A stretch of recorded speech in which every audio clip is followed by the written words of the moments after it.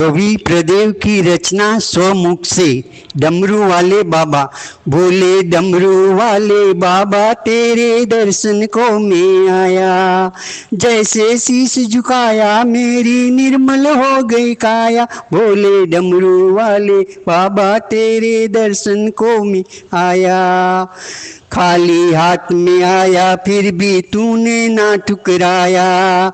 झोली मेरी इतनी भर दी मैं तो उठा न पाया। बोले डमरू वाले बाबा तेरे दर्शन को मैं आया। तेरे दर पे आके बाबा सब कुछ मैंने पाया। जो कुछ भी सीखा है मैंने बड़े भाव से गाया। बोले डमरू वाले बाबा तेरे दर पे तेरे दर्शन को मैं आया। बड़े भाग्य है मेरे बाबा तूने मुझे बुलाया।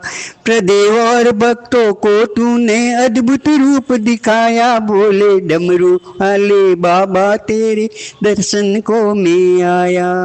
हर हर महादेव, जय गणेश।